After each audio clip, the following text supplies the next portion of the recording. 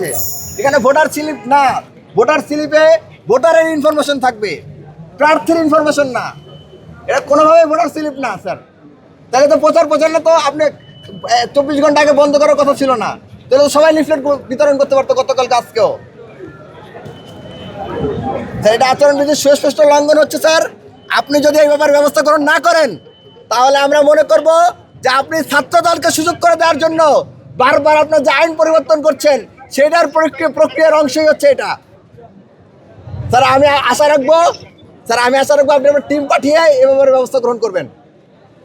প্রিয় সাংবাদিক বন্ধুগণ, আপনারা দেখেছেন যে প্রতিটি কেন্দ্রের পাশে বুথ বসিয়ে লিফলেট বিতরণ করে ভোট চাওয়া হচ্ছে।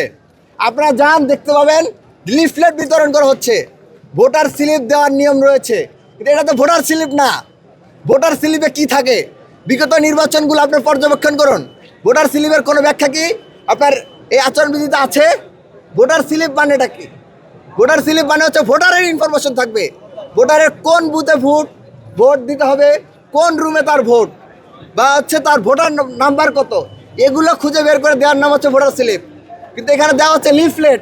আপনারা যে দেখেন প্রত্যেকটা বুথে শয়ে বিভিন্ন ধরনের বিভিন্ন ডিজাইনের লিফলেট রাখা। আমরা বারবার দেখতে পাচ্ছি নির্বাচন কমিশন শুধুমাত্র ছাত্র দলকে সুযোগ করে দেওয়ার জন্য বারবার তাদের আইন পরিবর্তন করছে, বারবার তাদের নিয়ম পরিবর্তন করছে, এবং নিয়ম পরিবর্তন করার মাধ্যমে শুধুমাত্র ছাত্র দলকে সুযোগ করে দিচ্ছে।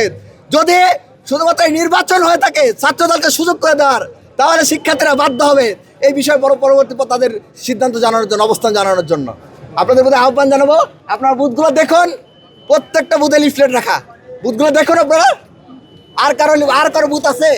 আমরা তো আর কারো বুথ দেখিনি। আমরা প্রত্যেকটা কেন্দ্রে একটা করে বুথ দেখতেছি, আর কেউ বুথ বসে না। আমরা যোগাযোগ করেছিলাম যে বুথ বসানো যাবে কিনা এবং ভোটার স্লিপ দেওয়া যাবে কিনা। আমাদেরকে বলা হয়েছে না, এগুলো করা যাবে না। আজকে সকাল থেকে আমরা এটা কি দেখতে পাচ্ছি। আমরা আশা রাখবো আপনারা দেখবেন এবং আপনার নির্বাচন কমিশনকে এটা আলাদাভাবে উল্লেখ করবেন। আমি মুসাদ্দিক আলী ইবনে মোহাম্মদ, স্বতন্ত্র প্রার্থী, কেন্দ্রীয় সংসদে সাহিত্য সাংস্কৃতিক সম্পাদক পদে। ধন্যবাদ। না, আমি প্রত্যাহারের ঘোষণা দিই না, আমাকে সমর্থন দিয়ে আরেকজন প্রত্যাহারের ঘোষণা দিয়েছে। নামটা একটু বলেন। আমার নাম মুসাদ্দিক আলী ইবনে মোহাম্মদ, আমি কেন্দ্রীয় সংসদের সাহিত্য